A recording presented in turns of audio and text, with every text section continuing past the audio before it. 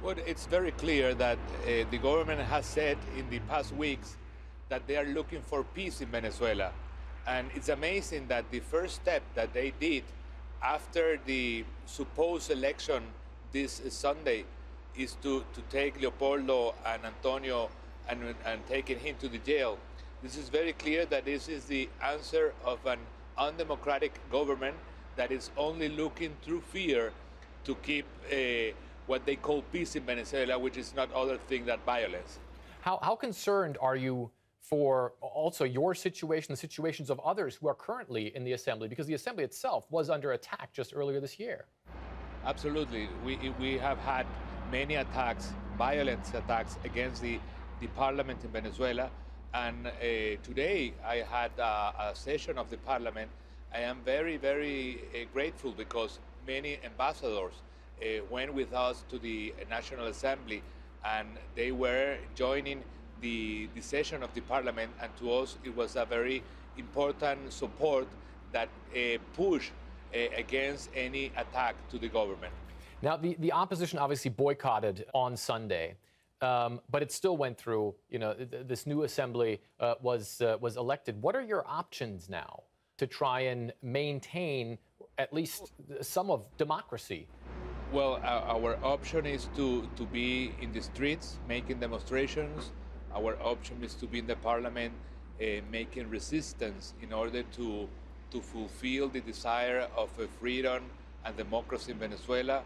Our option is to call for the international community in order to help Venezuela, not only with condemnation, but also with concrete actions in order to push for a democratic outcome in Venezuela.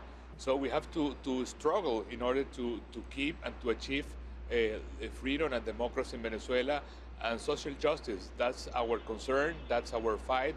It's the chief aim of our struggle. How big is the danger of the protests? I mean, we've already seen so many people killed over the past couple of months in Venezuela, of these protests getting out of control even more than they have already, and the violence, you know, becoming an even bigger issue. Yeah, it's something very painful. Now that we are speaking, we have been in the street for more than 120 days. Unfortunately, 120 people has been killed. Thousands of people has been arrested. Most of them are under military trial, which is unacceptable. And what I want to be very, very clear with you is that we are not in a civil war in Venezuela. We don't have two bands, two countries facing each other. That's not the problem in Venezuela. What we have is one country, one Venezuelan people united against a minority, which is kidnapping democracy in Venezuela. At the same time, President Maduro has said that he's the one who is empowering the people. He calls the folks in the assembly the oligarchs, and he says that he's taking power away from them. Where do you even start or try to start some sort of political negotiation process in that kind of environment? Well, I think that Maduro is right now in a corner. He has no political answer for the people. You have to see that we have not only political problems in Venezuela, the economic and social problem they are bigger than the political problem. We have the highest rate of inflation of the world.